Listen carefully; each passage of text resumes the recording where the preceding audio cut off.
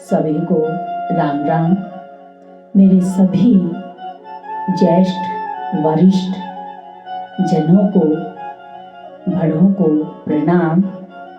आज मन में बहुत ही सुंदर विचार आया और ठाकुर जी की असीम अनुकंपा से आज श्रीमद् भागवत कथा ज्ञान यज्ञ की ओर अग्रसर होते हैं। भगवान के चरणों में प्रणाम करते हुए आगे बढ़ेंगे। श्री गणेशाय नमः। श्री सरस्वतये नमः। ओम हनुमते नमः। गुरुर्ब्रह्मा गुरुर्विष्णु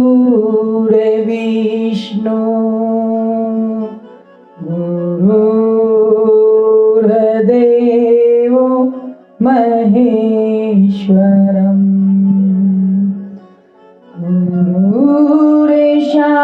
साक्षात् परं ब्रह्मा तस्मै श्री गुरुवे नमः। तस्मै श्री गुरुवे नमः। अखण्डमण्डलाकारं व्याप्तं येन चराचरं तत्पदं दर्शितमेव तस्मै श्री गुरुवे नमः। ध्यानमूलं गुरुर्मूर्ति पूजामूलं गुरोपदम् मंत्रमूलं गुरुर्वाक्ये मोक्षमूलं गुरुकृपा। गुरु बिन ज्ञान न उपजे, गुरु बिन मिले न मोक्ष। गुरु बिन लखे न सत्य को, गुरु बिन मिटे न दोष। सात दीप नौ खंड में, सात दीप नौ खंड में गुरु से बढ़ाना कोई। करता करे न कर सके, गुरु करे सो होय। जय जय श्री राधा रमण, जय जय नवल किशोर। जय गोपी चित चोर प्रभु, जय जय माखन चोर। श्री राधे मेरी स्वामिनी, मेरा देखो दास। जन्म जन्म मोहे दीजिए वृंदावन को वास। जन्म जन्म मोहे दीजिए वृंदावन को वास। राधे तू बड़ भागिनी, कौन तपस्या की। 3 लोक 14 भुवन सो तेरे ही अधीन। वृंदावन सोवन नहीं, नंद गाँव सो गाँव। बंसी वट सो वट नहीं, कृष्ण नाम सो नाम। सब द्वारन को छोड़ के आयो तेरे द्वार। हे मेरे राधा रमण जू, अब मेरी ओर निहार। राधे मेरी मात है, पिता मेरे घनश्याम। इन दोनों के चरणों में कोटि कोटि प्रणाम। इन दोनों के चरणों में कोटि कोटि प्रणाम।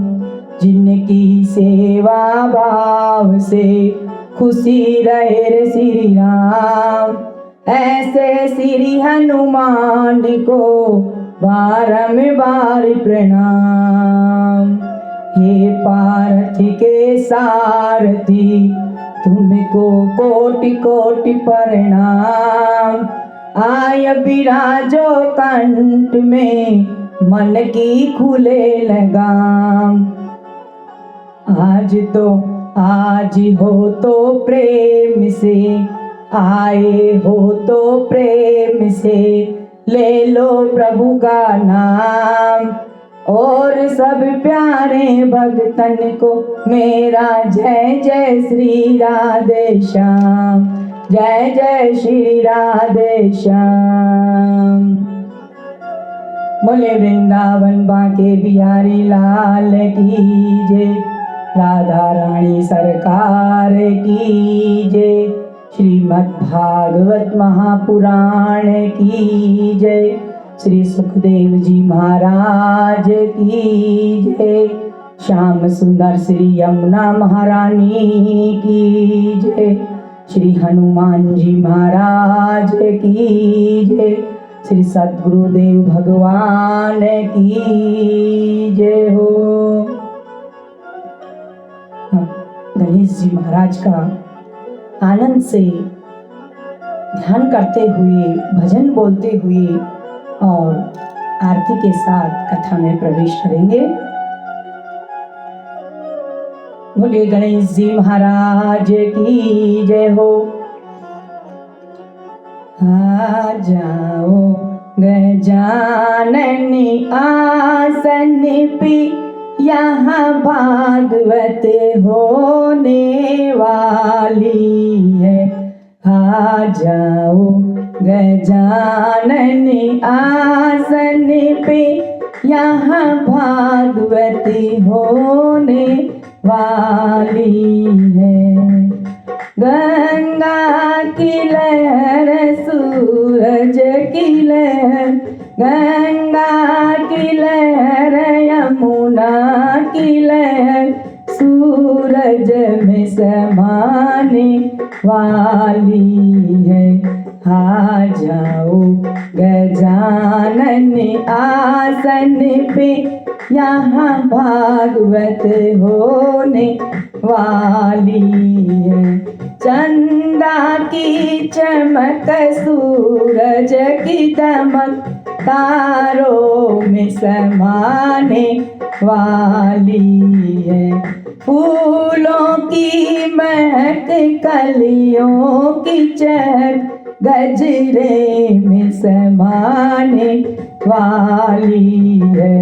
आ जाओ गजानन आसन पे, यहाँ भागवत होने वाली है। ढोलक की तपक, मंजीरा की कनक, कीर्तन में समाने वाली है। आ जाओ गजानन आसन पे, यहाँ भागवत होने वाली है। बोले गणेश जी महाराज की जय हो। आरती की ओर बढ़ते हैं आगे। श्री भागवत भगवान की है आरती, पापियों के पाप से है तारती। ये अमर ग्रंथ, ये मुक्ति पंथ, ये पंचम वेद निराला, नव ज्योति जगाने वाला। हरि नाम यही, हरि धाम यही, जग के मंगल की आरती। पापियों के पाप को है तारती।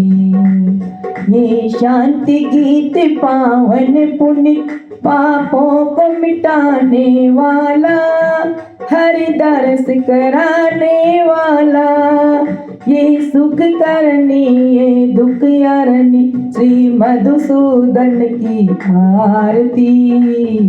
पापियों के पाप को है तारती, ये मधुर बोल सतपंथ को सन्मार्ग दिखाने वाली, बिगड़ी को बनाने वाली। श्री राम यही घनश्याम यही प्रभु महिमा की आरती। पापियों के पाप को तारती, श्री भागवत भगवान की है आरती। पापियों के पाप को तारती। बोले कृष्ण कन्हैया लाल की जय हो। श्री कृष्ण भगवान की जय हो। हम हाथ उठा के कहते हैं हम हो गए राधा रानी के। हम हाथ उठा के कहते हैं हम हो गए श्यामा प्यारी के। हो गए श्यामा प्यारी के, हम हो गए राधा रानी के। हो गए श्यामा प्यारी के, हम हो गए राधा रानी के।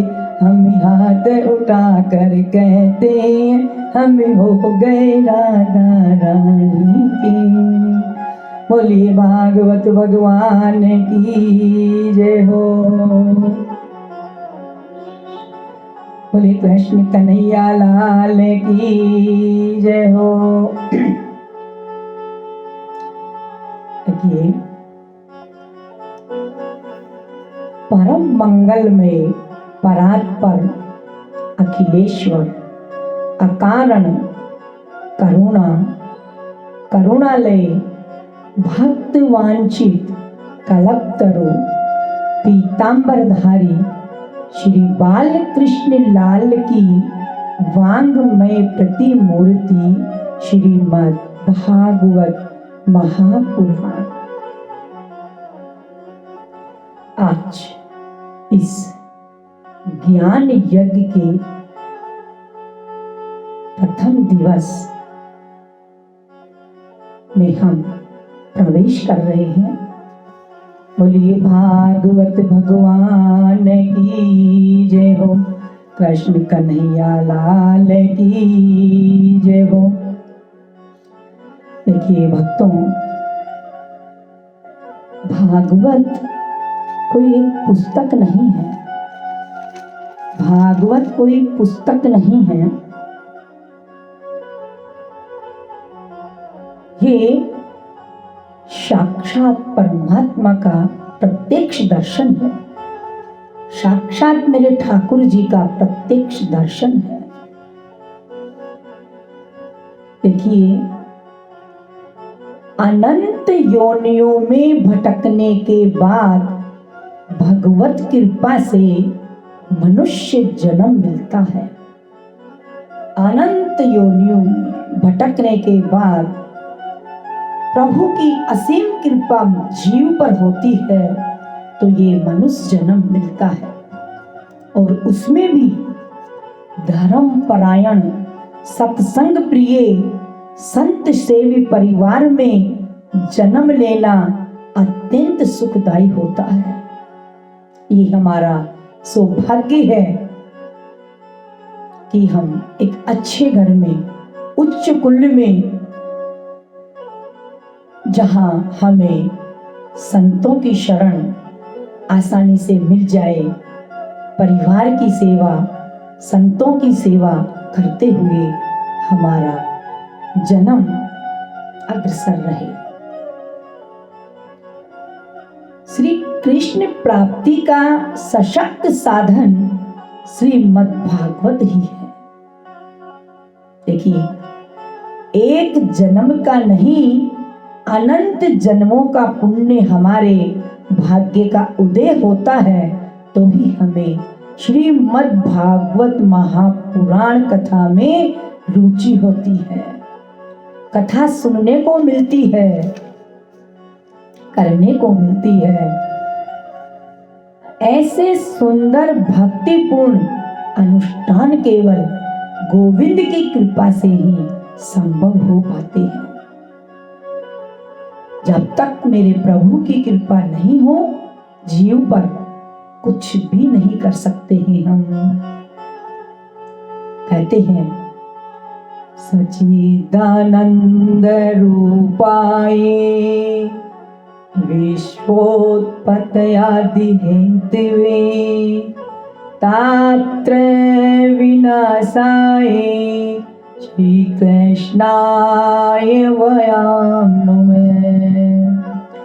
जो विश्व को बनाते हैं, पालन करते हैं, उसको लय कर देते हैं, जिनकी कृपा विलासिता से सारा संसार चलता है, तीनों प्रकार के तापों को नष्ट करने की जिनमें सामर्थ्य है, देहिक, देविक, भौतिक तापा, देहिक, देविक, भौतिक तापा, राम राज्य का हूँ ही व्यापा। ये तीन प्रकार के ताप हैं। कहते हैं कोई तन दुखी है यहाँ, कोई मन दुखी है यहाँ, तो कोई धन बिन रहत उदास, थोड़े थोड़े सब दुखी हैं, सुखी राम जी के दास। भजन करने वाला व्यक्ति ही आपको अंदर से खुश मिलेगा। बाकी तो संसार में हर प्राणी के मन में कुछ ना कुछ दुख लगा रहता है। कहते हैं कबीरा सब जग निर्धना, धनवंता नहीं कोई, धनवंता सोई जानिए, जाको राम नाम धन होय। धनी तो वही है जिसके पास राम नाम धन है, गोविंद का नाम का धन है, जिसने कमा लिया है वही सबसे बड़ा धनी है। आध्यात्मिक ताप, आदि देविक ताप, आदि भौतिक ताप, तीनों को विनष्ट करने की जिनमें शक्ति है, ऐसे ही श्री कृष्ण को हम बारंबार प्रणाम करते हैं। देखिए आज आप हम सब बहुत बड़े भाग्यशाली हैं जो कथा को ध्यान मगन होकर सुन रहे हैं। कहते हैं कि बड़े भाग्य मानुष तन पावा। प्रभु की कथा में बैठना ही बहुत बड़ी सौभाग्य की बात है। बहुत भाग्य से ये मनुष्य योनि मिलती है।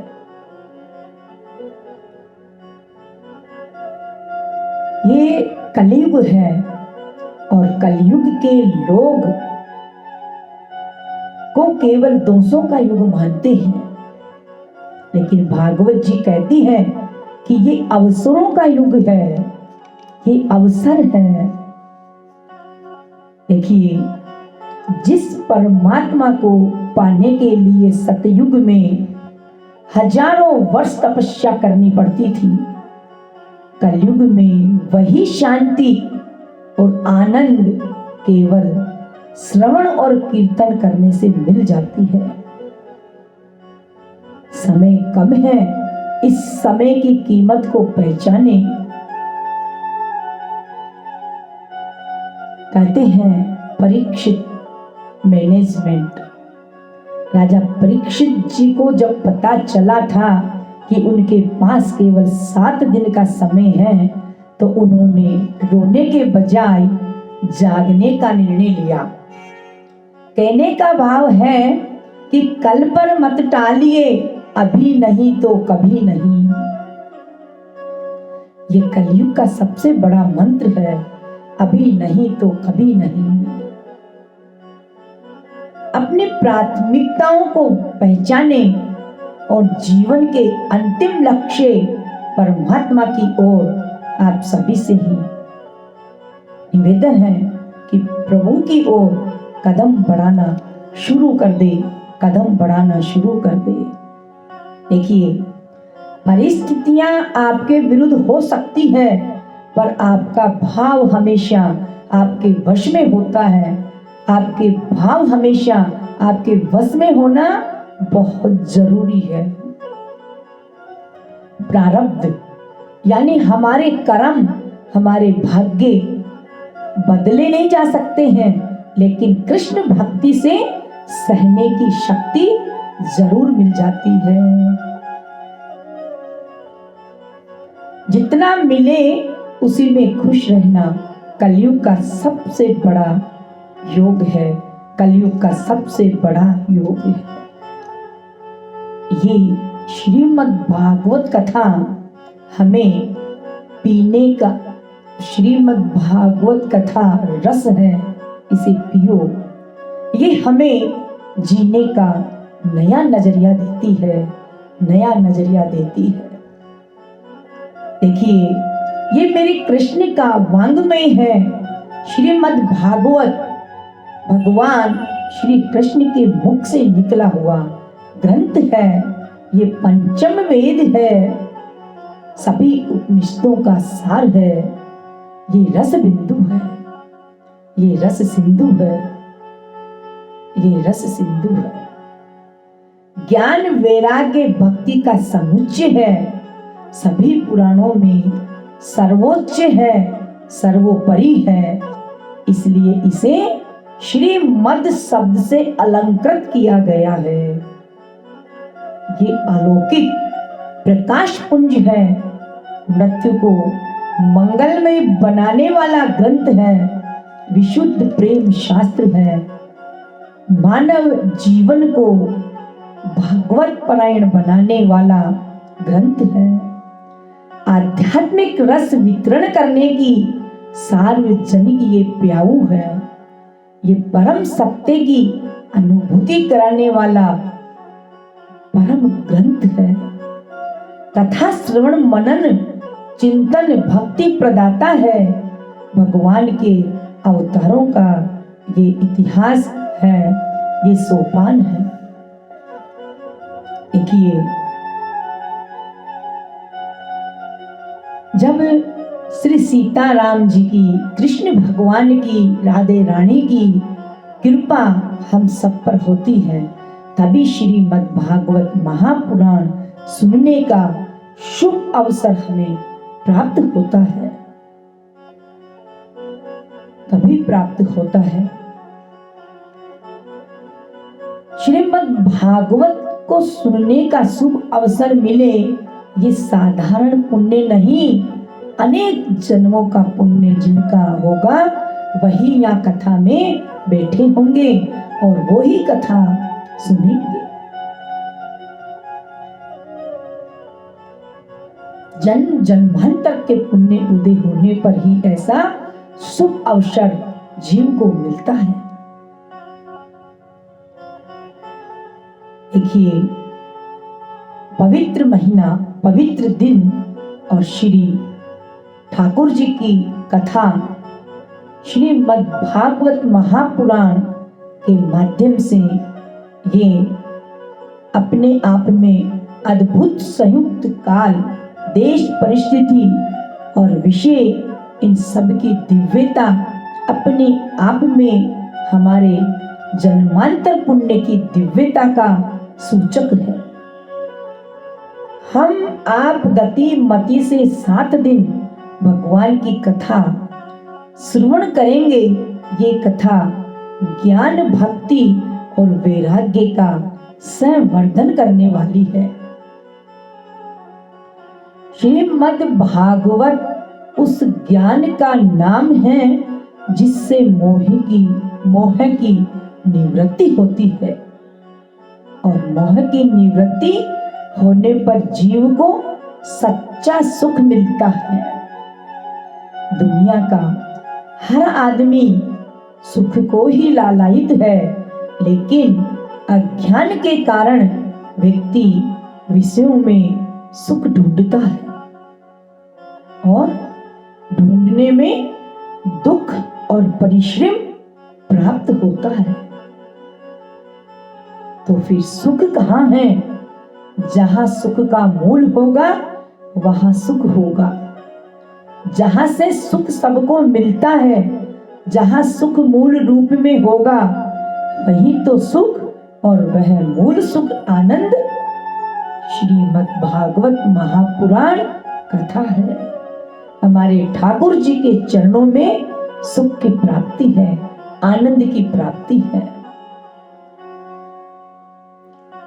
कहते हैं जो आनंद सिंधु सुख राशि, सी करते तेरे लोक सुपासी।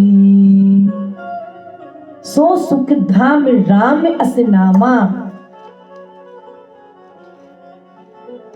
वह सुख के धाम आनंद के सिंधु भगवान हैं। जिन आनंद के एक सिंधु बिंदु से अनंत अनंत सृष्टि आनंद होती है। कहते हैं जिस आनंद परमात्मा की एकमात्र बिंदु से अनंत अनंत सृष्टि आनंदित होती है, वह आनंद सिंधु भगवान। उन आनंद सिंधु भगवान की ओर हम उन्मुख हो, हमारा चित्त लगे, तभी जीवन के विकार दूर होंगे, तभी सच्चा आनंद जीव प्राप्त कर सकता है। इसी विषय का प्रतिपादन करने के लिए श्रीमद् भागवत महापुराण प्रभु के मुख से निकला एक ग्रंथ है। वास्तव में जीवन को पाने के लिए और जीवन को समझने के लिए, और मानव जीवन देखिए हमें क्यों मिला है, इसका उद्देश्य पाने के लिए हम सत्संग करते हैं। श्रीमद् भागवत महापुराण का महिमा वर्णन,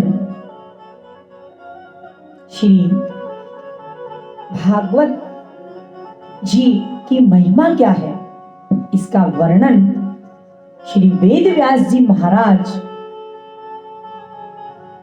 ने 6 अध्यायों में किया है।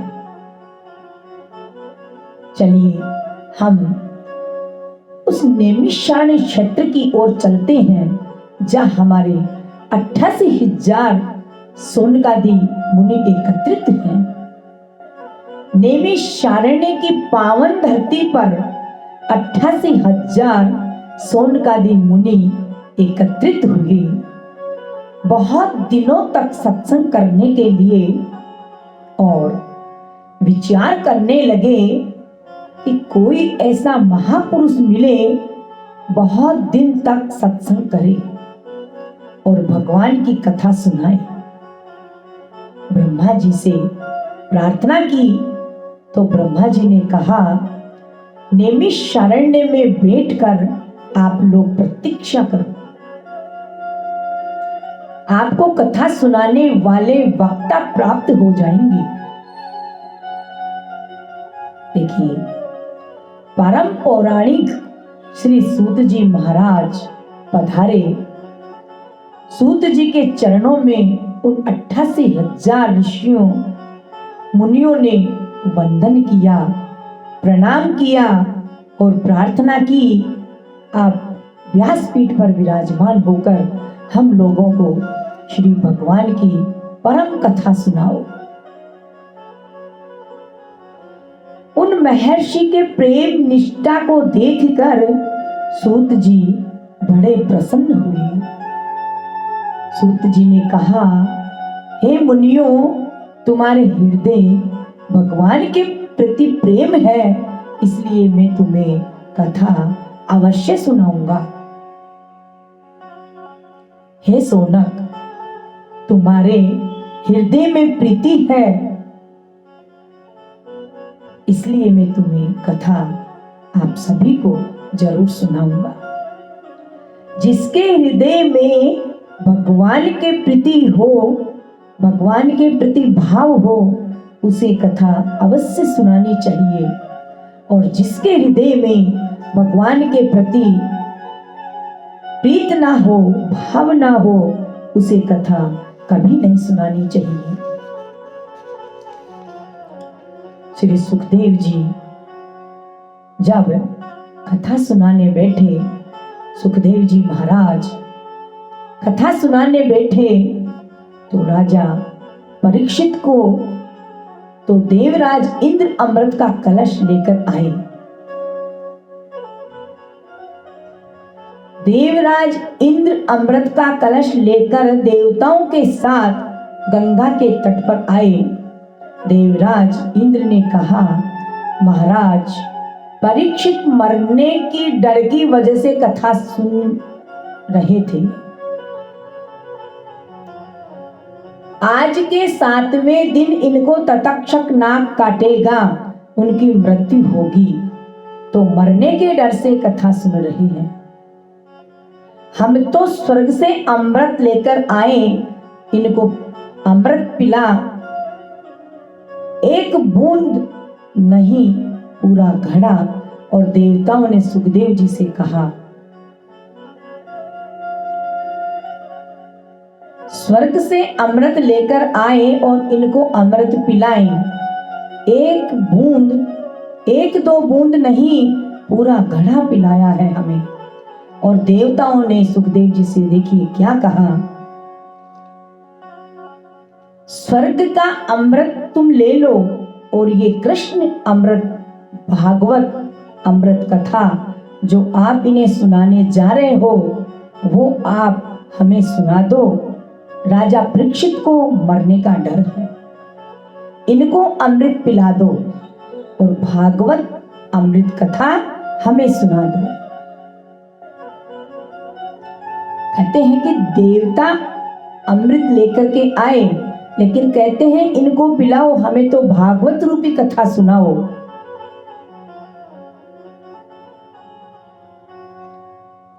सुखदेव जी ने देखा देवता लोग आए तो हैं, कथा के बदले में अमृत देने को तैयार हैं, लेकिन इनके हृदय में प्रेम नहीं है, ये स्वार्थी हैं और स्वार्थ से आई है। ये अपने कार्य करने में बड़े कुशल हैं, चतुर हैं। और जब गोस्वामी जी तुलसीदास जी ने स्वार्थियों की सूची बनाई, उस सूची में एक पर देवताओं का नाम, एक पर देवताओं का नाम लिखा। कहते हैं, सुर नर मुनि सबके ये रीति, स्वार्थ लागी करहि सब प्रीति। सबसे पहले सुर, फिर नर और फिर मुनि। मुनि महात्माओं में भी स्वार्थ होता है, पर कम होता है। सुखदेव जी ने सोचा कि ये देवता स्वार्थ से आए हैं, उनको कथा सुनाना ठीक नहीं है। सुखदेव जी ने उन देवताओं से कहा कि आप लोग चले जाइए, हम तो राजा परीक्षित को कथा सुनाएंगे। और राजा परीक्षित ने भी कह दिया देवताओं से कि ले जाओ अपना अमृत, हम तो भागवत अमृत पान करेंगे। जिसके सामने मृत्यु हो और दूसरी तरफ मृत्यु से बचने का अमृत हो, लेकिन मृत्यु की चिंता छोड़कर, अमृत का लिप्सन छोड़कर कृष्ण कथा अमृत वर्णन कर ले, वो इसका अधिकारी है, वो इसका अधिकारी है। बोले राधे राधे। राजा परीक्षित ने कहा, हमें अमृत नहीं चाहिए, ले जाइए, मरना तो है ही, अमृत पी लेंगे तो कुछ दिन बाद मरेंगे, अंतर बस इतना ही होता है। बोले महाराज, अमृत पीने वाला भी मरता है, रावण ने भी तो पिया था, मरा कि नहीं मरा, नाभि कुंड पीयूष बस जाके, जिसके नाभि में अमृत था लेकिन उसको भी मरना पड़ा। पुराणों में वर्णन है, जब देवासुर संग्राम हुआ, जो देवता समुद्र मंथन से निकला वह अमृत पिए थे, वह भी मरे थे। ऐसा नहीं है कि वह अमृत पीने के बाद मरे नहीं। अमृत पीने का मतलब ये नहीं कि वह सर्वथा के लिए जीवित हो जाएगा, लेकिन कुछ दिन के लिए सुरक्षित हो जाएगा। बस राजा परीक्षित ने विचार किया कि अमृत पीने के बाद भी मरना पड़ेगा, क्यों नहीं मैं भागवत सुनकर मरूं, भागवत अमृत पीकर मरूं। और राजा परीक्षित ने उसे स्वर्ग के अमृत का तिरस्कार किया। सुखदेव जी बड़े प्रसन्न हुए और सुखदेव जी ने कहा, हे राजन, आज तुम परीक्षित हो गए। परीक्षित तो उनका पहले से नाम था, लेकिन परीक्षित का अर्थ जिसकी परीक्षा हो जाए। और तुम्हारी इतनी बड़ी परीक्षा हो गई और तुम परीक्षा में प्रथम श्रेणी में पास हो गए हो। और भगवान की कथा श्रवण और श्रोता बनने की परीक्षा हो गई। तुमने अमृत को ठुकरा दिया। वेद व्यास जी लिखते हैं, उन देवताओं की भक्ति न होने के कारण सुखदेव जी ने उनको कथा नहीं सुनाई। बोलिए कृष्ण कन्हैया लाल की जय हो, कृष्ण कन्हैया लाल की जय हो। श्री कृष्ण गोविंद हरे मुरारी, हे नाथ नारायण वासुदेवा। श्री कृष्ण गोविंद हरे मुरारी, हे नाथ नारायण वासुदेवा। भगवान कह रहे हैं कि हमें प्रभु का बनना पड़ता है, तभी कथा सुनने के अधिकारी हैं। कहते हैं, हम तुम्हारे थे प्रभु जी, हम तुम्हारे हैं, हम तुम्हारे ही रहेंगे, हे मेरे प्रियतम। हम तुम्हारे थे प्रभु जी, हम तुम्हारे हैं, हम तुम्हारे ही रहेंगे, हे मेरे प्रियतम। तो आके बाँह पकड़ लो, ओ मेरे प्रियतम। तुम हमारे थे प्रभु जी, तुम हमारे हो, तुम हमारे ही रहोगे, हो मेरे प्रियतम। हम तुम्हारे थे प्रभु जी, हम तुम्हारे हैं, हम तुम्हारे थे प्रभु जी, हम तुम्हारे हैं, हम तुम्हारे ही रहेंगे, हो मेरे प्रियतम।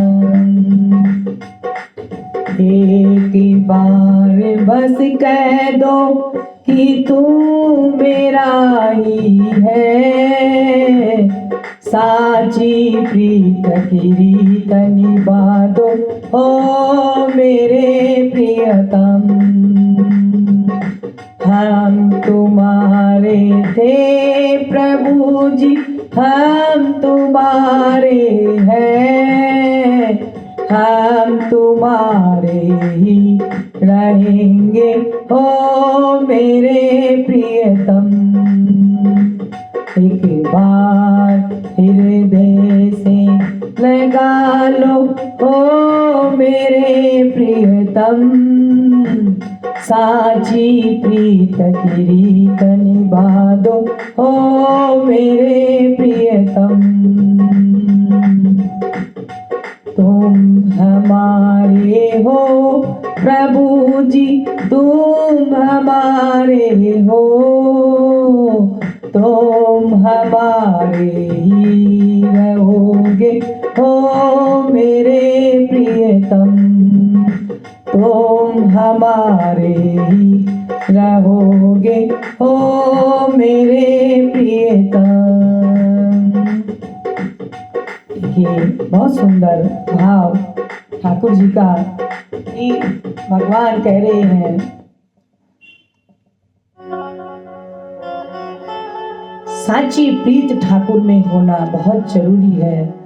और परीक्षित जी ने भागवत कथा रूपी रसपान करने के लिए आतुर हो रहे हैं, कह रहे हैं हे नारायण हम आपके हैं और आपके ही रहेंगे, आप हमारे हो, आप हमारे रहोगे। बोले कृष्ण कन्हैया लाल की जय हो।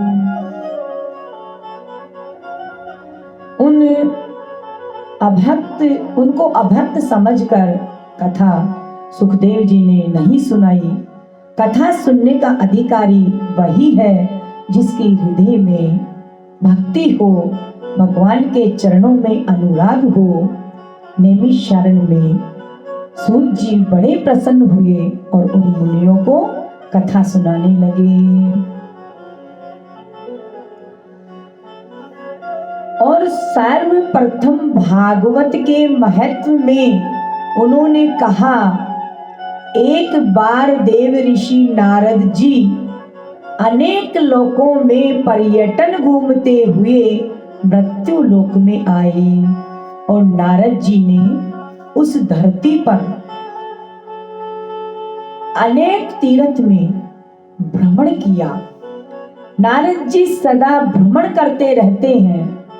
सत्यनारायण की कथा में भी नारद जी के विषय में वर्णन आता है। नारद जी महाराज उन लोकों में भ्रमण करते रहते हैं और उनका उद्देश्य क्या है? जीवों के अनुग्रह करने के लिए, जीवन का कल्याण करने के लिए, भगवान की भक्ति की प्रेरणा देने के लिए नारद जी भ्रमण करते रहते हैं। नारद जी आए, कलयुग के प्रथम काल की ये घटना है। देखिए, कलयुग के प्रथम चरण की ये घटना है। आज से लगभग 5100 वर्ष पूर्व नारद जी आए। सब जगह तीर्थों में गए। नारद जी सभी जगह तीर्थों में गए। पुष्कर, प्रयाग, काशी, गोदावरी, हरि क्षेत्र, कुरुक्षेत्र, रामेश्वरम, सेतु बंधनम, इन समस्त तीर्थों में नारद जी ने भ्रमण किया। लेकिन कहीं भी नारद जी को शांति नहीं मिली। कलयुग का प्रभाव समस्त जगह व्याप्त हो चुका था। क्या तीर्थ, क्या शहर, क्या नगर, क्या गांव, कलयुग ने सर्वत्र अपने पैर फैला दिए। ये स्थिति हो गई कि दुष्ट, पापी, स्वार्थी, व्यवसाय बुद्धि के लोग बस गए। परिणाम ये हुआ कि तीर्थों का सार घट गया। वेद व्यास जी लिख रहे हैं कि तीर्थ को यमुनों ने, तीर्थों को यमुनों ने अवरुद्ध कर दिया। तीर्थों में जा जाकर यमुनों और मछलियों ने तीर्थों में जाकर के मंदिरों को तोड़कर अपने मत और पंथ का विस्तार करने के लिए परंपराओं का उच्छेद किया। उसका परिणाम तीर्थों का सार घट गया। वही जिस तीर्थ प्रयाग में जाकर के भरत जी त्रिवेणी की स्तुति करते हैं, वही त्रिवेणी से आज प्रकट होती है गंगा जी। बोलती है, आज तीर्थ में जाओ तो ऐसी दिव्य अनुभूतियां नहीं हो पाती है। कुछ हमारी कमियां हैं, कुछ समय का प्रभाव है। नारद जी ने कहा, सब तीर्थों में गया लेकिन कहीं मुझे शांति नहीं मिली। कलयुग सब जगह व्याप्त हो गया, लोग अन्य विग्रह हो गए हैं। अन्न का उत्पादन करने वाले जो किसान थे, वे अन्न का उत्पादन करने लगे। खेत खलियान से अन्न नहीं घर पर आया, वहीं से बिकने लगा। अन्न का निरादर होने लगा और ब्राह्मण शिवशूल हो गए। शिवशूल का मतलब है शिव वेद है। शूलो विक्रही उच्चते ब्राह्मण, वेद को बेचने लगे। जो वेद को किसी की प्रशंसा के लिए पढ़कर छोड़े से लोभ के लिए पैसा, वेद की मर्यादा भूल गए। उसी का अनुवाद गोस्वामी तुलसीदास ने किया। बेचे ही वेद धर्म दुहिलेही, स्त्रियों का वास्तविक श्रृंगार है वह लुप्त हो गया और जो बाहरी श्रृंगार है वह रह गया। शरीर की सजावट तक स्त्रियों का श्रृंगार रह गया। लोग भागहीन हो गए। नारद जी कहते हैं, जहां जहां मैं गया वहां पर कलयुग का प्रभाव दिखाई पड़ा। नारद जी महाराज वृंदावन पहुंचे। वृंदावन में जमुना के तट पर थोड़ी शांति मिली नारद जी को, लेकिन नारद जी ने देखा एक स्त्री रो रही थी। दो बूढ़े आदमी उसके अगल बगल पड़े थे बेहोश, और कुछ स्त्रियां उसकी सेवा कर रही थी। पंखा झुला रही थी। नारद जी ने सोचा, कोई होगी, वृंदावन है, तमाम लोग आते हैं। उस स्त्री ने नारद जी को देखा और नारद जी को बुलाया। हे साधु, थोड़ा रुक जाओ, मेरी चिंता का नाश करो। तो नारद जी ने पूछा, देवी आप कौन हैं? उसने बताया कि मैं भक्ति हूं। कौन भक्ति? भक्ति नाम की भक्ति नहीं, साक्षात भगवान की भक्ति।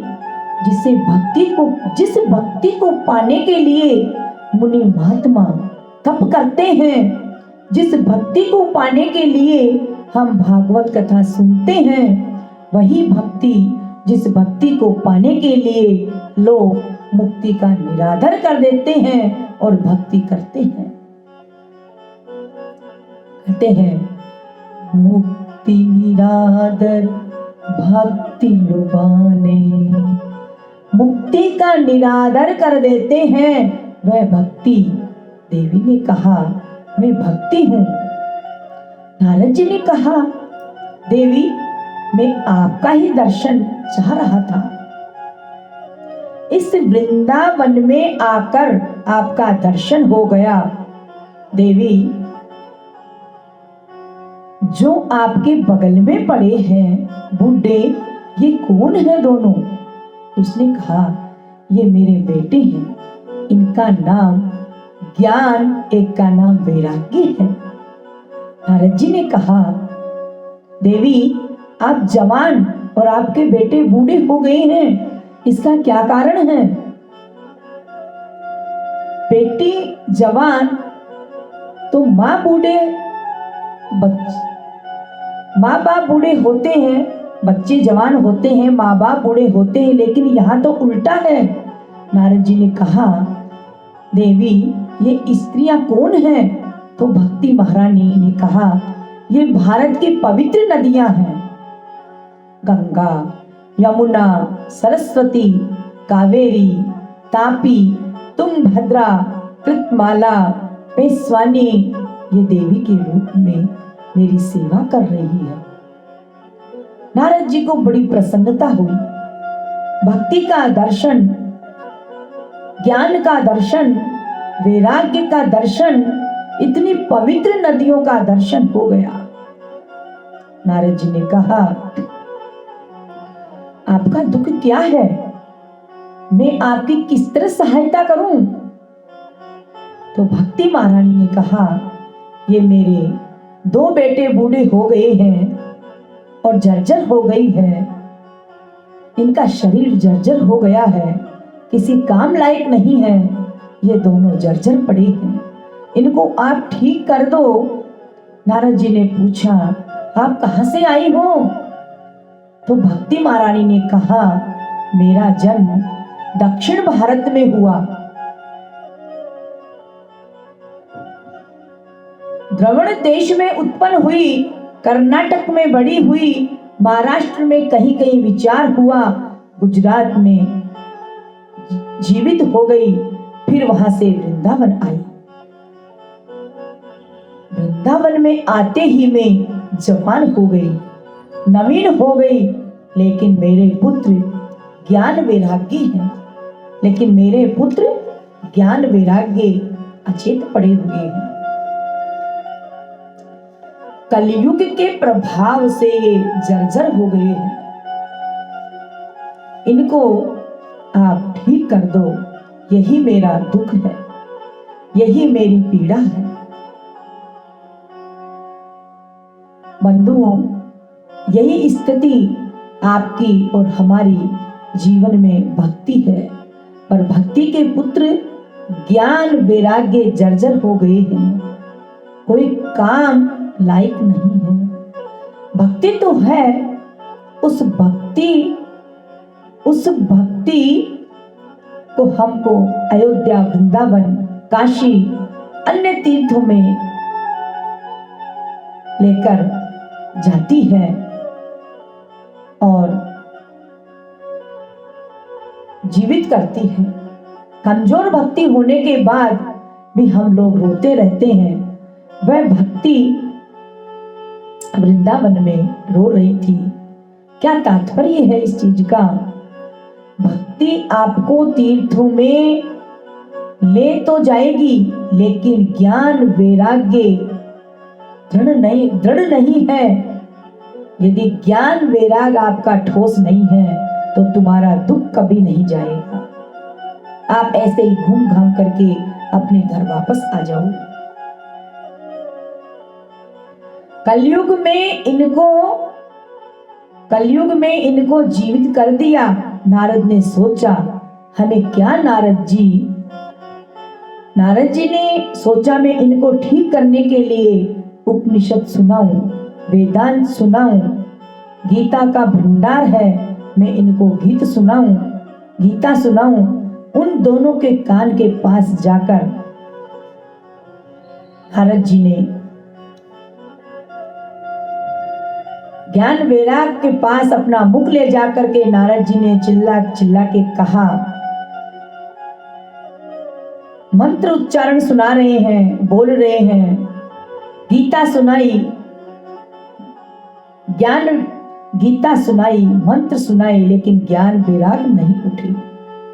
उपनिषद सुनाया, थोड़ा हिला, लेकिन फिर बेहोश। गीता सुनाई, एक बार नहीं कई बार गीता सुनाई। वेद व्यास जी लिखते हैं, गीता पाठ बार बार सुनाया, थोड़ा बहुत हिले डुले, लेकिन जीवों के लिए फिर नारद जी को बड़ी चिंता हुई। उपनिषद सुना दिया, गीता सुना दिया, वेदांत सुना दिया, लेकिन ज्ञान वैराग्य नहीं जागे। इसका मतलब यही है, नारद जैसे उपदेश देने वाले मिल जाएं और तुमको वेद वेदांत गीता का उपदेश घोट घोट कर पिला दें, इसके बाद ज्ञान वैराग्य दृढ़ हो जाए, इसकी गारंटी नहीं है। नारद जी को चिंता हो गई, इनमें आकाशवाणी हो गई, नारद तुम्हारा प्रयत्न निष्फल नहीं होगा, तुम सत्कर्म करो। आकाशवाणी हुई कि नारद तुम्हारा प्रयास सफल होगा, लेकिन तुम सत्कर्म करो। नारद जी ये नहीं पूछ पाए कि कौन सा सत्कर्म करूं। सत्य कर्म करने की जीव जब आज्ञा हुई आकाशवाणी के द्वारा, तो नारद जी ने भक्ति महारानी से कहा, देवी आप अपने पुत्रों के साथ रुको, मैं तो जा रहा हूँ। भक्ति महारानी ने कहा, आप मेरा कल्याण करो, मेरे दुख को आप दूर करो, मेरे पुत्रों को आप ठीक कर दो। नारद जी ने कहा, मैं उसी का पता लगाने जा रहा हूँ। पहले तो मैं ये पता लगाऊंगा कि सत्य कर्म क्या है। जिस सत्कर्म करने से ज्ञान वैराग ठीक हो जाएंगे, आकाशवाणी ने जो कहा है, और नारद जी चल पड़े बड़े बड़े मुनि महात्माओं के पास पहुंचे। पूछा सत्कर्म क्या है, किसी ने जवाब नहीं दिया। कोई भाग जाता, कोई इशारा कर देता कि हम तो मनी महात्मा हैं, कि अंतस है तो भलाइते। तब नारद जी अपने इस प्रश्न का उत्तर पाने के लिए उत्तराखंड पहुंचे। देवभूमि बद्री विशाल, भगवान की सन्निधि में, भगवान की सानिध्य में, और नारद जी को उनके बड़े भैया मिल गए। नारद जी के बड़े भैया 4 हैं। कौन कौन है? सनक, सनंदन, सनातन, सनत कुमार। ये ब्रह्मा जी के मानस पुत्र हैं, नारद जी के बड़े भाई हैं, और ये बहुत बड़े महात्मा हैं। सदा इनकी आयु 5 वर्ष ही रहती है, और कोई कपड़ा भी नहीं पहनते, दिगंबर, लेकिन परम ज्ञानी सनक, सनंदन, सनातन, सनत कुमार। देखने में ये बालक हैं, लेकिन सबके पुरखा हैं। देखत बालक बहुकालीना, ब्रह्मानंद सदा लयलीना। देखने में बालक, लेकिन बड़े पुराने हैं। पूर्व से मम्मी पूर्वज है। वेद व्यास जी कहते हैं, ये तो पूर्वजों के भी पूर्वज, ये बड़े बड़े मुनि, सब उनके पैदा और सब उनके बाद पैदा हुए। ये सनकादि भगवान के परम भक्त, और इनके जीवन का वेश में क्या है देखो। बोले भगवान की कथा के चारों भाई जहां रहते हैं, केवल एक काम करते हैं, कथा सुनते हैं। इनको किसी के पास जाने की जरूरत नहीं पड़ती। चारों वक्ता हैं और चारों श्रोता हैं। एक वक्ता बनकर कथा सुनाता है, 3 श्रोता बनकर सुनते हैं, फिर वो थक जाते हैं तो दूसरा सुनाता है। गोस्वामी जी तुलसीदास जी लिखते हैं, आशा बसन बेसन ये 3 हई, रघुपति चरित होई तै सुनहि। आशा मेन दिशा जिनका वस्त्र है, दिगंबर तन पर पहनने के लिए कपड़े नहीं है, लेकिन बसन इनका बड़ा उच्च कोटि का भगवान के चरित्र सुनने का नशा है, वैष्णव है। जैसे किसी व्यक्ति को किसी का नशा हो जाए, किसी का नशा हो जाए किसी का, तो उसके बिना वह रह नहीं पाएगा, सब कुछ छोड़कर चला जाएगा, क्यों बोले उसके बिना वह रह ही नहीं सकता। आज यदि हम हैं और हमें यदि कथा करने का नशा चढ़ गया तो कोई कुछ कहे, कथा जरूर होगी, चाहे वो घर में ही हो। एक नशा होता है किसी भी चीज का करने का, तो उनको प्रभु की कथा करने का नशा है। लेकिन सनकादि का वैष्णव क्या है? भगवान की कथा, ये कथा भी वैष्णव है। महाराज जिसको इसकी आदत लग जाए उससे ही पूछो, सब कुछ छोड़कर चल देगा। क्यों बोले? कथा उसके जीवन का वैष्णव है। और जो इस कथा को वैष्णव बना ले, उसके जीवन के सारे बसन सदा समाप्त हो जाएंगे। सनकादिक भजन कर रहे थे, नारद जी पहुंचे उत्तराखंड। नारद जी थोड़ा चिंतित थे। सनकादियों ने पूछा, तुम जैसे महात्मा को इतनी चिंता नहीं करनी चाहिए, सारी चिंता को छोड़कर तो महात्मा बन जाता है, और तुम महात्मा बनकर चिंता कर रहे हो। नारद जी ने कहा, भगवान चिंता हमें अपनी नहीं है, संतों को भी चिंता होती है, पर अपनी नहीं, जीव लोक कल्याण के लिए चिंता हो रही है। संतों का जीवन देखिए परहित के लिए होता है।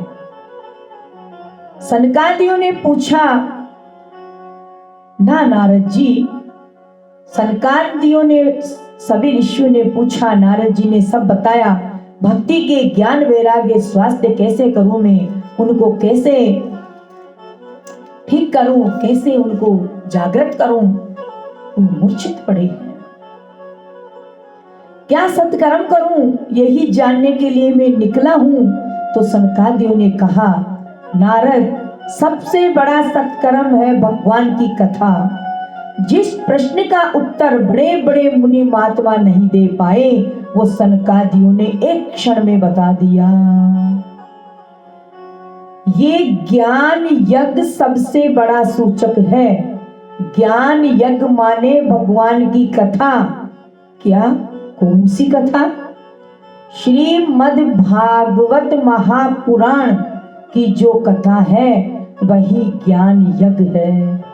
वह सत्कर्म है जिससे ज्ञान वैराग्य ठीक हो जाएंगे और भक्ति स्वस्थ हो जाएगी।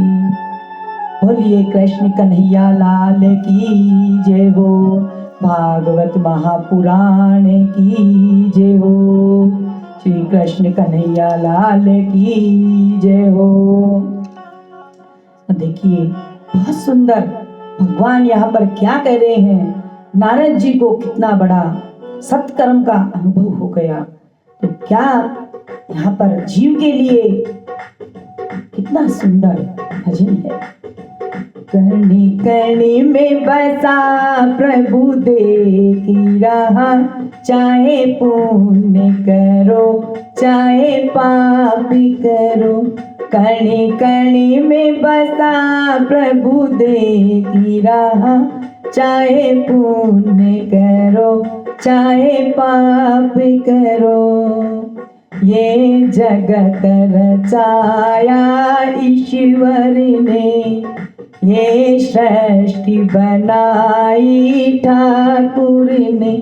जीवों पर कर्म करने के लिए, कुछ नए कर्म करने के लिए, पहले जो किए थे भरन के लिए। यहाँ आवागमन का चक्कर है, कोई उसकी नजर से बच न सका।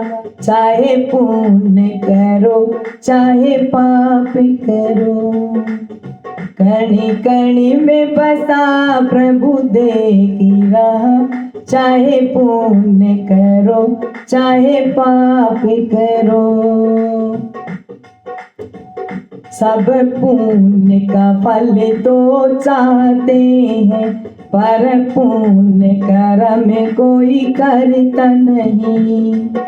सब पुण्य के फल को चाहते हैं, पर पुण्य कर्म कोई करता नहीं। फल पाप का लोग नहीं चाहते, जिनमें दिन रात विचरते हैं। मिलता है सभी को अपना किया, इंसान सदा शुभ कर्म करे। अधिकार मिला है जमाने से, चाहे पुण्य करो चाहे पाप करो। कर्मों में सदा तुम स्वतंत्र रहो, परतंत्र सदा फल पाने में। यहाँ न्याय प्रभु का बहुत बड़ा, चाहे पुण्य करो चाहे पाप करो। इस जीवन में किए कर्मों का फल हरगिज माप कभी न है। सब कुछ यहाँ भुगतना है, यह दामन साफ नहीं होगा। यहाँ याद रहे तुझे सदा सदा, चाहे पुण्य करो चाहे पाप करो। कणी कणी में बसा प्रभु देखी रहा, चाहे पुण्य करो चाहे पाप करो। कोई उसकी नजर से बच न सके, चाहे पुण्य करो चाहे पाप करो। देखिए, प्रभु की विशेष कृपा जीवों पर होती है, तभी हमें ये भागवत कथा सुनने को मिलती है। और सत्कर्म करना बहुत जरूरी है। सत्कर्म ही ये भागवत कथा है, सत्कर्म ही ये भागवत कथा है। कहा सत्कर्म है जिसने ज्ञान वैराग ठीक हो जाएंगे और भक्ति स्वस्थ हो जाएगी। नारद जी को विश्वास नहीं हुआ, जैसे कोई व्यक्ति रोग से ग्रसित हो और सही डॉक्टर मिले तो वह भटकता रहेगा, कितना पैसा बर्बाद हो, और ऐसा डॉक्टर मिल जाए कि उसकी नब्ज को पकड़कर कहे महाराज आपको कहीं जाने की जरूरत नहीं है, 2 पैसा की दवा में आप ठीक हो जाओगे। दवा खाओ, उस व्यक्ति को विश्वास नहीं होगा। क्यों बोले, वह सब जगह घूमकर आया, वही स्थिति नारद जी की है। लेकिन भगवान तो कण कण में है, सब जगह व्याप्त है, सब देख रहे हैं। नारद जी ने कहा मैंने सब कुछ सुना दिया। सनकादियों ने कहा गीता उपनिषद जितने भी है ये श्रीमद् भागवत सबका सार है। श्रीमद् भागवत सनकादियों ने कहा ज्ञान वैराग्य भक्ति ठीक हो जाएंगे, ये ज्ञान यज्ञ करो। तो नारद जी ने कहा कि आप ही कराओ। सनकादिकों ने कहा कि चलो गंगा के तट पर, बद्रीनाथ से उतरकर हरिद्वार आए, गंगा के तट पर, और कथा का भव्य आयोजन किया। ये कलयुग है, यहाँ पाप पुण्य सबका फल हमें मिलता है। भगवान सनकादियों ने कहा, गंगा के तट पर हरिद्वार आए और गंगा के तट पर कथा का विशाल आयोजन करवाने के लिए व्यवस्था कर रही है। हरिद्वार का एक नाम है गंगा द्वार। एक संत कहा करते थे, कोई कहता है हरिद्वार इसलिए बद्री विशाल भगवान की यहाँ जाया करता है। हरि का द्वार इसलिए हरिद्वार। किसी ने कहा नहीं, ये तो हरत द्वार है। बोले क्यों? हर माने शंकर, हर हर महादेव। यहाँ हर का द्वार है, यहाँ से केदारनाथ जाया जाता है, इसलिए हरत द्वार है। किसी ने कहा हरिद्वार, किसी ने हरिद्वार। वेद व्यास जी ने कहा झगड़ा ही खत्म करो, यह है गंगा का द्वार। गंगा द्वारा वहीं पर कथा का आयोजन होने जा रहा है। सनकादिकों ने कथा होने जा रही है, ये सुनकर भक्ति ज्ञान वैराग्य सुनकर जवान हो गए। श्रीमद् भागवत कथा सुनने तैयारी मात्र से, संकल्प मात्र से ज्ञान वैराग्य जवान हो गई। भक्ति ज्ञान वैराग्य जवान हो गए। कथा सुनने बड़े बड़े महात्मा मुनि कथा सुनने वहां पर आए। बोले महाराज कैसे आए? दौड़ते हुए आए। बोले कैसे आए? बोले दौड़ते हुए आए। उन महात्माओं ने सोचा अगर देर हो गई तो कथा छूट जाएगी, इन महात्माओं से सीखना चाहिए। कथा सुनने जाओ तो व्यास जी के पहले आ जाओ और अपने स्थान पर बैठ जाओ। व्यास जी आए तो उनका अभिवादन करके बैठना जरूरी है। ये कथा की विधि है। कौन कौन आए? वेद व्यास जी कहते हैं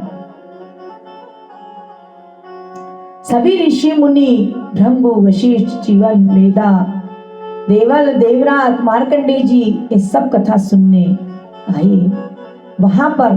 और अकेले नहीं आए, अपने पुत्रों को, अपने शिष्यों को, अपनी पत्नी को। और कौन आया कथा सुनने?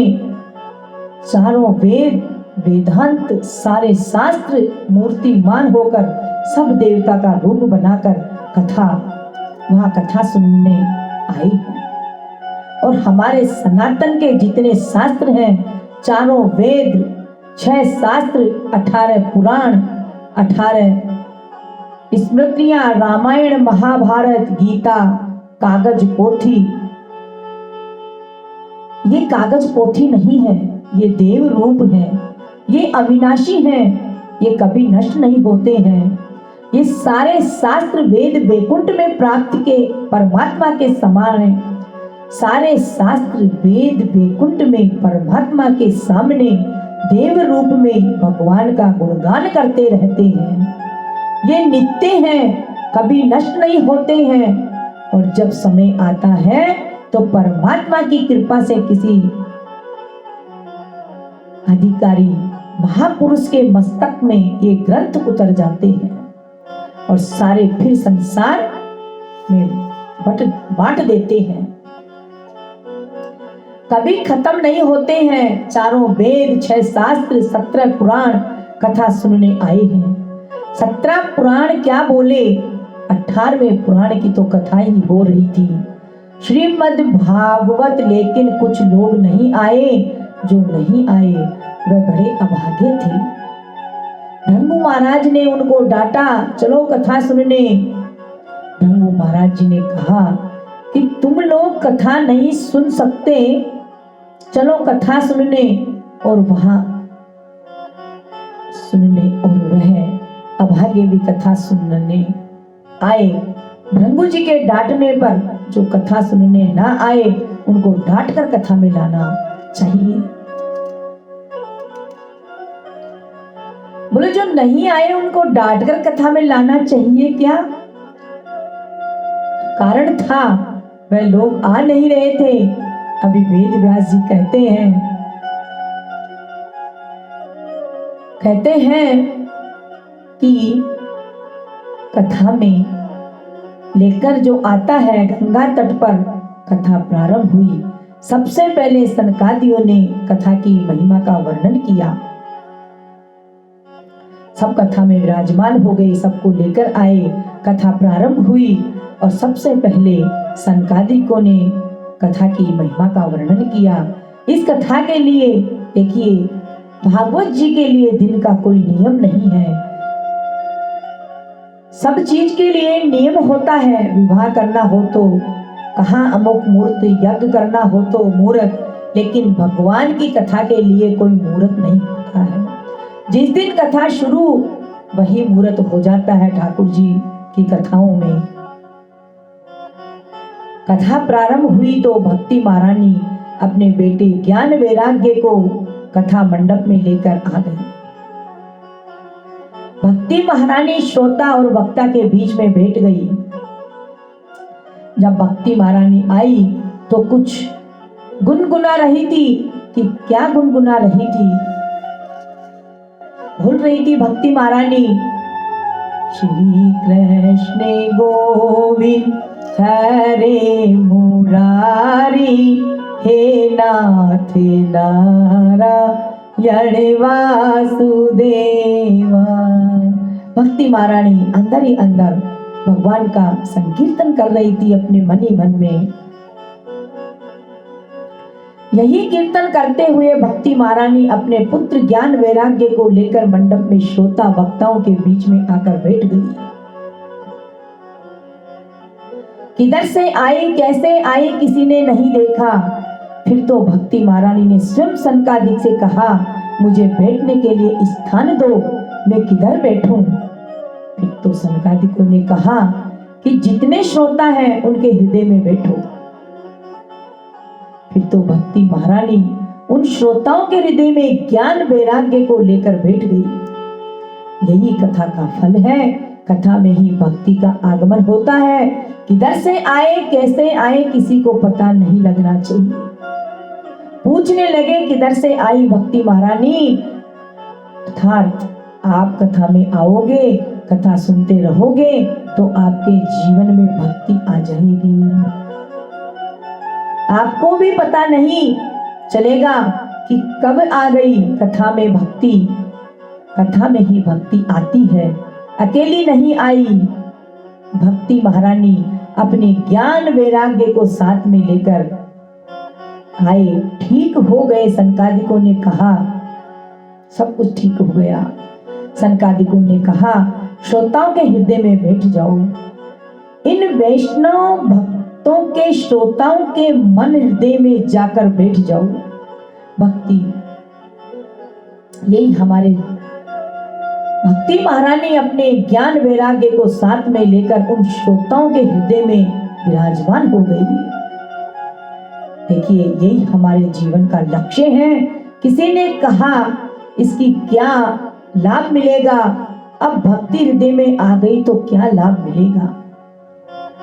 देखिए, भगवान की भक्ति अपने ज्ञान और वैराग्य के साथ आ गई तो निर्धन भी धन्य हो जाते हैं। निर्धन भी धन्य हो जाएंगे। बोले कैसे हो जाएंगे? निर्धन को कौन पूछता है? व्यास जी कहते हैं कि कोई पूछे या ना पूछे, भाड़ में जाए। जिसके हृदय में भगवान की भक्ति आ जाती है वो इस चिंता को छोड़ देता है कि कौन मुझे पूछ रहा है, कौन नहीं पूछ रहा है। और दूसरी बात, दुनिया के लोगों को छोड़ो, अखिल ब्रह्मांड नायक परमात्मा उसके हृदय में आकर बैठ जाते हैं। परमात्मा उसको पूछते हैं और भगवान पीछे पीछे डोलते हैं। कोई पूछे या ना पूछे क्या फर्क पड़ता है? भगवान पूछते हैं, पीछे पीछे रहते हैं, उसके भक्त के पीछे, उसकी अंतर आत्मा में विराजमान होते हैं। दुनिया के चक्रों में पड़ोगे तो भक्ति कर ही नहीं पाओगे। कोटि रखे ना पास में, मांगत में सच्चाई, तिनके पीछे हरी फिरे, कहीं भूखे न रह जाइए। कुछ जरूरत नहीं है, भगवान अपने आप उस जीव की व्यवस्था कर देता है। ऐसी भक्ति के पीछे भगवान, ऐसे भक्तों के पीछे भगवान चलते हैं, ढूंढते हैं, जिसने सब चिंता छोड़कर मेरे भजन में मन लगाया। इसकी साज संभाल करना, निर्वाह करना तो मेरा काम है। प्रभु कहते हैं, इसने सारा जीवन मेरी भक्ति में लगाया, तो इसकी चिंता करना मेरा कर्तव्य है। कहते हैं, भगवान के लिए यदि तुम एक कदम चलोगे, ठाकुर जी तुम्हारे लिए 10 कदम चलेंगे। तुम एक काम करो मन लगाकर, ठाकुर जी अपने आप सारी व्यवस्थाएं बिठा देती है। ये मेरा बहुत बड़ा अनुभव है। ठाकुर जी की कृपा से अनेक तीर्थों में व्यास जी के माध्यम से कथाएं हुई है। ऐसी ऐसी जगह कथा हुई है, बद्री नारायण में, अयोध्या जी में, अनेकों जगह जहां हमें यही नहीं मालूम कि कैसे करेंगे, लेकिन भगवान ने ऐसे महल दिए कथा करने के लिए, स्वर्ग लोक जैसे।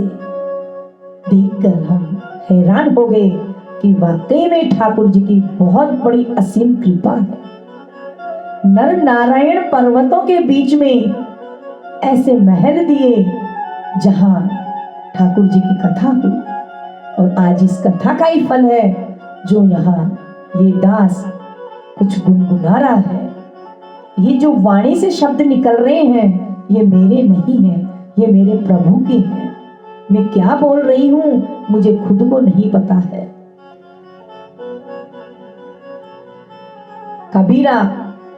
कबीरदास जी कहते हैं, कबीरा मन निर्मले भया, जैसे गंगा नीर, पाछे पाछे हरि खिले, कहत कबीर कबीर।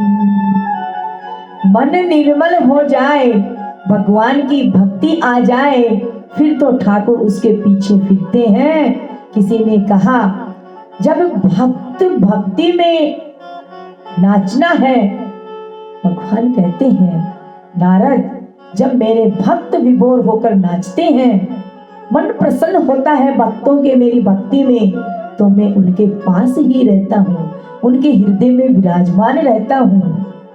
नारद जी ने कहा, आप क्यों रहते हैं? वो तो अपने मस्ती में नाचते हैं, तुम क्या करते हो? भगवान ने कहा, मैं इसलिए उनके पास रहता हूँ, जब भक्त मस्ती में नाचता है, विभोर हो जाता है, तो मैं उनको संभालने के लिए रहता हूँ। कहीं नृत्य करते करते मेरा भक्त गिर ना जाए, चूक ना जाए, संभालता रहता हूँ।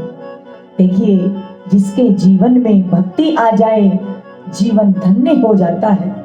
भक्ति महारानी ज्ञान वैराग्य कथा सुनकर स्वस्थ हो गए, ठीक हो गए। आगे सनकादिकों ने धुंधकारी की कथा सुनाई। धुंधकारी अपने पाप कर्म के द्वारा प्रेत योनि को प्राप्त हो गया था। भागवत की कथा सुनकर उसे प्रेत योनि से मुक्ति मिल गई थी। श्री गोकर्ण जी ने भागवत की कथा सुनाई। 7वें दिन उसके लिए विमान आया, प्रेत योनि से मुक्ति मिल गई। विमान आया तो विमान में बैठे उन देवताओं से गोकर्ण महाराज ने पूछा, श्रोता तो इनते तो सुनने वाले विमान, कहा कि इनसे पहले सुनने वाले विमान केवल आप एक व्यक्ति के लिए लेकर आए, बाकी श्रोताओं के लिए क्यों नहीं लाए? तो उन्होंने कहा, देवताओं ने कहा कथा सुनी। कथा तो सबने सुनी है महाराज, पर मनन किसी ने नहीं किया। जितना सुंदर मनन धुंधकारी ने किया उतना सुंदर किसी ने नहीं किया, इसलिए धुंधकारी के लिए विमान आया। बाकी श्रोता कथा सुनते थे, लेकिन बीच बीच में उनका मन घर चला जाता था। आज कुछ हो रहा है, आज ये कर लेना, आज कुछ कर लेना। कभी बेटे से बात कर रहे हैं, कभी बहू से बात कर रहे हैं, कभी पति से बात कर रहे हैं, तो कथा में मन नहीं लगता है। ऐसा कथा एकाग्र मन से सुनते हैं, उसी को सुनना कहते हैं। धुंधकारी ने एकाग्र मन से कथा सुनी है। धुंधकारी के लिए विमान आया। बाकी श्रोता कथा सुनते थे, लेकिन बीच बीच में उनका मन घर चला जाता था।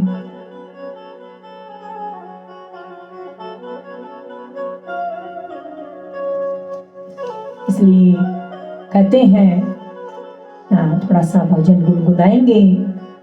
श्री कृष्ण गोविंद हरे मुरारी, हे नाथ नारायण वासुदेवा, हे नाथ नारायण वासुदेवा, हे नाथ नारायण वासुदेवा।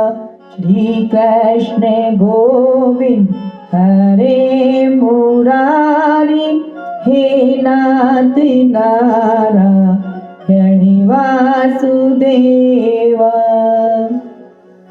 देखिए, कहते हैं कि धुंधकारी जैसे पापी अगर 7 दिन में कर सकता है, तो हम और आप क्यों नहीं। बस भगवान की कथा में एकाग्र मन, अटूट विश्वास जरूरी है। देखिए, प्रभु से यही प्रार्थना है कि सभी जीवों पर अपनी कृपा दृष्टि बनाए रखें, कोई भी उदास ना रहे। लेकिन ये संसार है, यहाँ सभी तरह के जीव हैं, यहाँ सभी तरह के जीव हैं। कहते हैं कि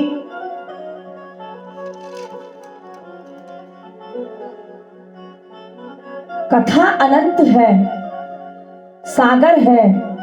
परीक्षित जी के प्रसंग के साथ थोड़ा सा आगे बढ़ते हैं।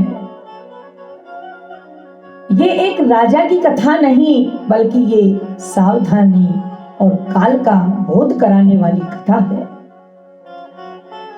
महाभारत के युद्ध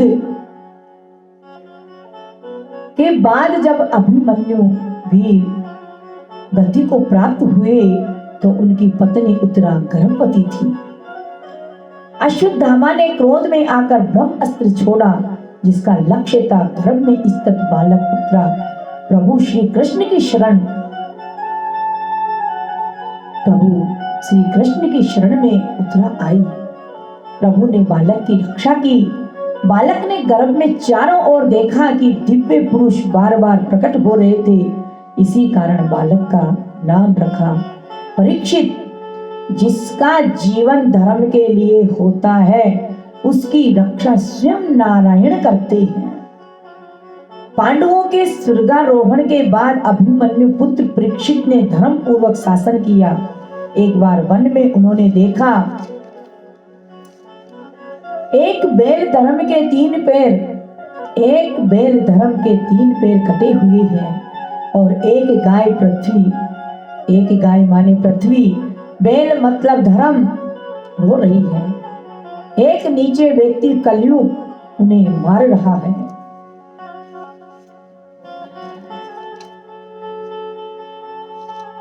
परीक्षित जी ने कलयुग को मारना चाहा, पर शरणागत होने पर उन्हें 5 स्थान दिए।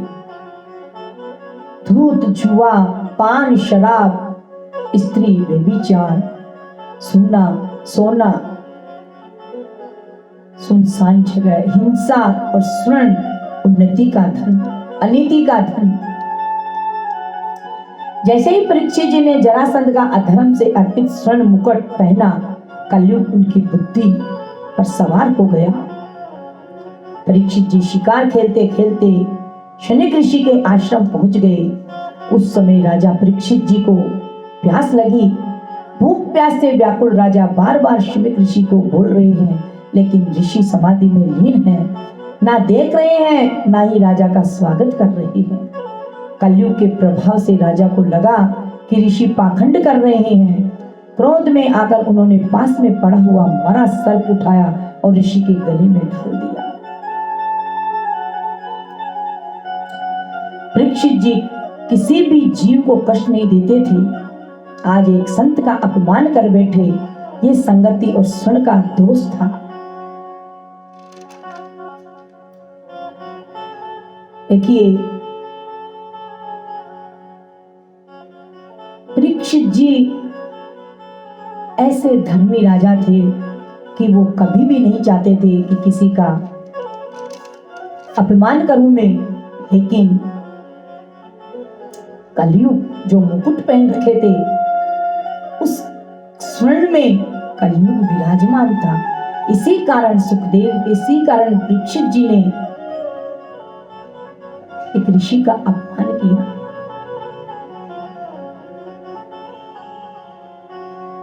सुखदेव जी से उन्होंने प्रसन्न किया कि ऐसे ऐसे अपमान हुआ, संत का मैंने अपमान किया।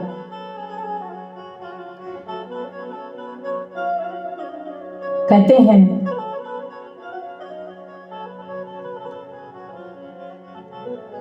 देखिए, जब परीक्षित जी के सिर पर सोने का मुकुट था, कलयुग हावी था, जैसे ही मुकुट उतरा सुखदेव जी को गुरु मिल गए। श्राप ना मिलता तो परीक्षित जी को श्रीमद् भागवत कैसे मिलती। संकट भी कभी कभी ईश्वर से मिलाने का बहाना होता है।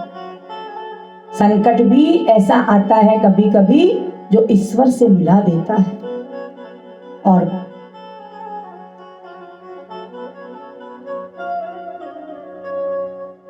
कल हम देखेंगे कि सुखदेव जी महाराज परीक्षित जी जो उस अमृत रस का पान कराते हैं, जिसे पीकर मृत्यु भी उत्सव बन जाती है।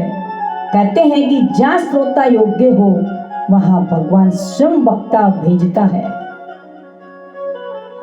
भागवत की कथा है ये, हरि चरणों की छाव, पहले दिन जो जुड़ गया उसका मंगल चार, उसका मंगल चार। देखिए, कहते हैं कि 7वें दिन श्रोताओं ने कहा महाराज हमसे गलती हो गई। तब किसी श्रोता ने कहा आप तो मेरे गांव के हो, क्योंकि इधर वापस हम धुंधकारी के प्रसंग पर आते हैं कि धुंधकारी के लिए बहुत सुंदर भगवान ने विमान भेजा। 7वें दिन विमान आया, सभी श्रोताओं ने कहा महाराज हमसे गलती हो गई, हमारे लिए क्यों नहीं विमान आया, धुंधकारी के लिए आया, क्योंकि धुंधकारी दृढ़ निष्ठा के साथ कथा सुन रहा था। आप तो हमारे गांव के हैं, क्योंकि गोकर्ण जी महाराज उनके गांव के थे, आप मेरे गांव के हो, आपको कहीं जाना नहीं है ना, हमको कहीं जाना, आप हमें 7 दिन की कथा फिर से सुनाओ। इस बार गलती हो गई, अब नहीं होगी। लगे हाथ, फिर 7 दिन की कथा शुरू हो गई। धुंधकारी के लिए विमान आया तो सभी कोई बोले कि धुंधकारी के लिए विमान आया, हमारे लिए नहीं आया।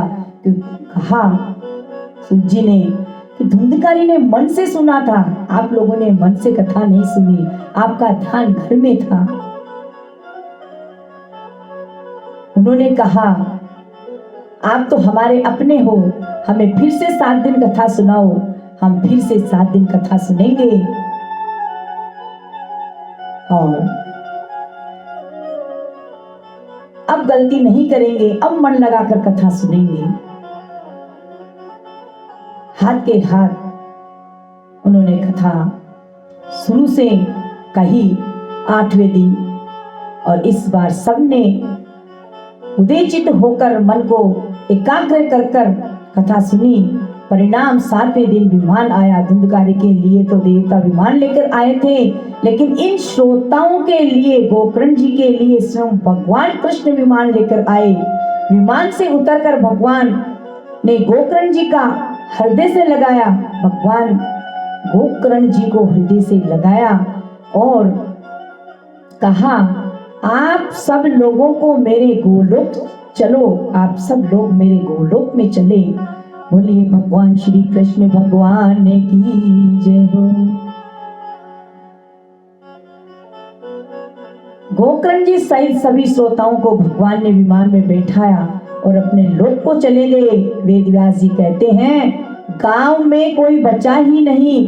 किस प्रकार से उदाहरण दिया, देखिए त्रेता युग में जिस प्रकार भगवान श्री राम अपने धाम को जाने लगे, संपूर्ण अयोध्या वासी को साथ लेकर गए। अयोध्या में एक घास भी नहीं बची, एक कीड़ा भी नहीं बचा, सबको लेके गए। उसी प्रकार द्वापर युग में गोकर्ण जी के गांव के जितने लोग थे, भगवान श्री कृष्ण सबको ले गए। सूत जी महाराज ने शौनकादि मुनियों को भागवत की कथा सुनाई, भागवत की विधि बताई। 7 दिन का अनुष्ठान हो, योग वक्ता का चयन, अच्छे वक्ता का चयन हो। वक्ता कैसा हो, कहते हैं कि वक्ता वैष्णव ब्राह्मण जिसने वेद शास्त्र को पढ़ा हो और सुंदर दृष्टांत देकर कथा को समझाने की क्षमता भी हो, ऐसे निष्प्रिय वक्ता से कथा सुननी जरूरी है। आज भागवत की कैसे कैसे लोग कह रहे हैं, आप लोगों को सब पता है। व्यासपीठ पर स्त्रियां भी बैठ रही है विधि से। आज जिसके अंदर ज्ञान है वो सब कोई व्यासपीठ पर बैठ रहा है। पहले वेद व्यास जी कथा सुनाते थे, लेकिन आज ज्ञान का प्रभाव इतना बढ़ चुका है।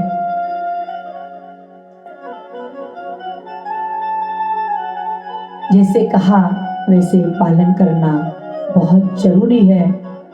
भगवान की आज्ञा से सबने कथा सुनी और सब कोई परमात्मा की कृपा प्राप्त हुई सभी को।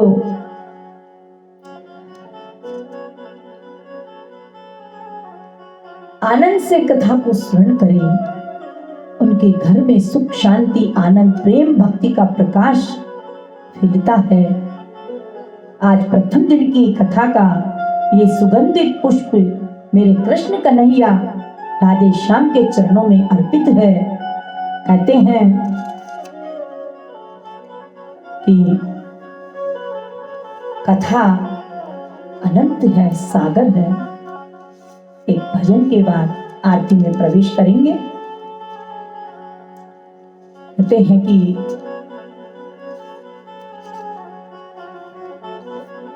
श्री कृष्ण गोविंद हरे मुरारी, हे नाथ नारायण वासुदेवा। देखिए बहुत सुंदर भजन है। धर्म का साथी ईश्वर है, धर्म साथी कोई नहीं। धर्म का साथी ईश्वर है, ये धर्म साथी कोई नहीं। जन्म के साथी मात पिता है, कर्म के साथी कोई नहीं।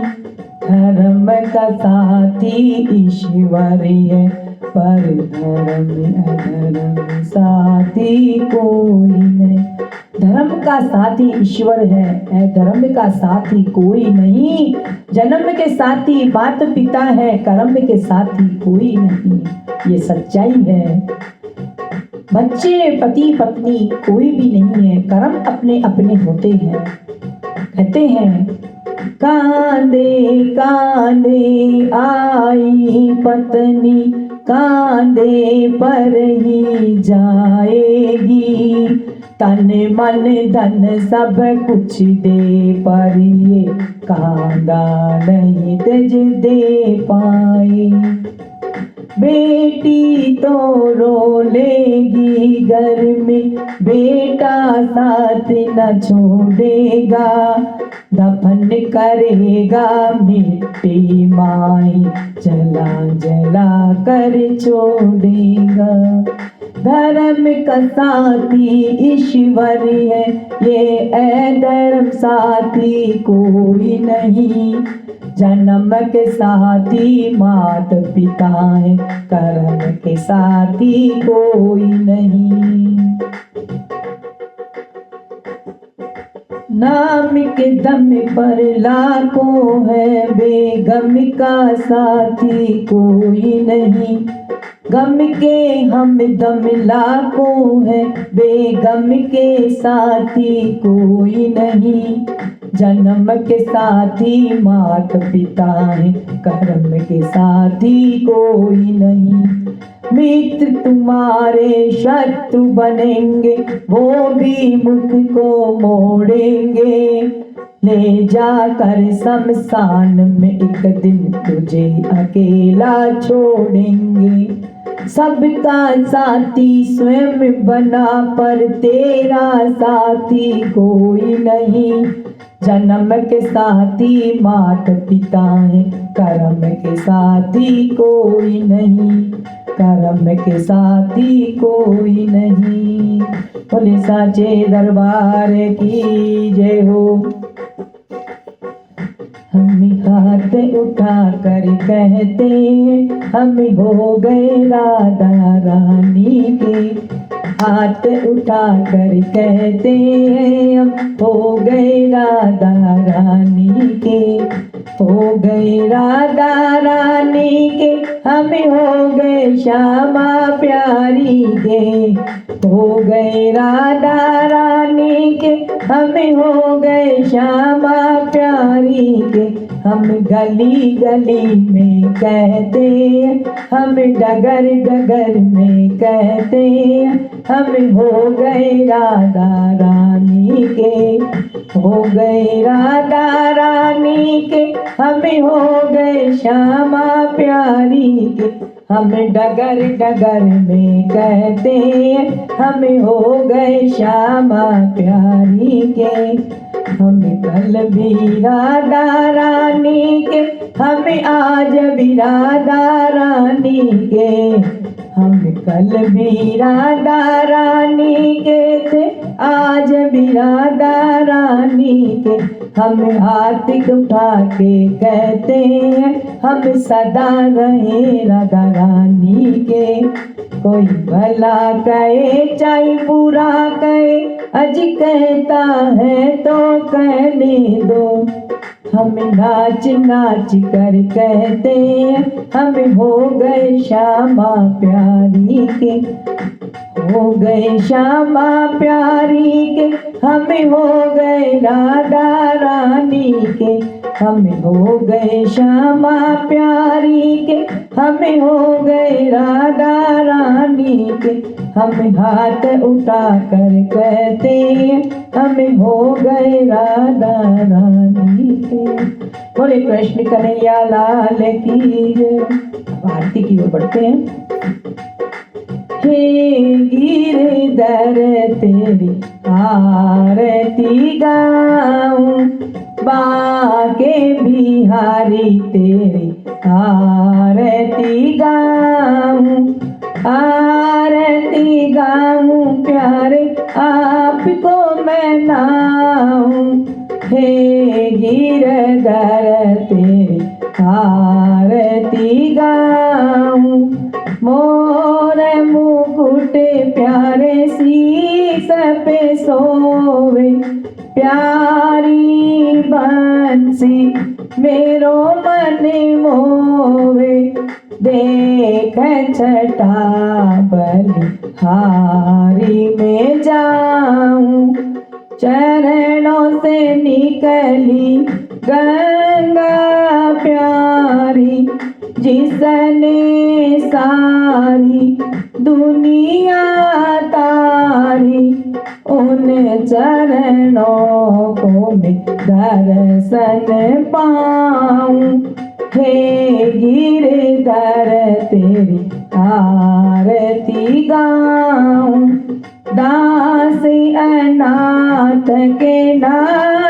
आप हो, सुख दुख जीवन प्यारे साथ आप हो। उन चरणों में मैं शीस झुकाऊं, उन चरणों में को शीस झुकाऊं। हे गिरधर तेरी आरती गाऊं, बोले साचे दरबार की जय हो। कृष्ण कन्हैया लाल की जय हो। श्री भागवत भगवान की जय हो। कृष्ण कन्हैया लाल की जय। हनुमान जी महाराज की जय हो। लेते जाना रे हरि का नाम थोड़ा थोड़ा, लेते जाना रे ठाकुर का नाम थोड़ा थोड़ा, लेते जाना रे प्रभु का नाम थोड़ा थोड़ा। कल फिर इसी समय मिलेंगे। धन्यवाद।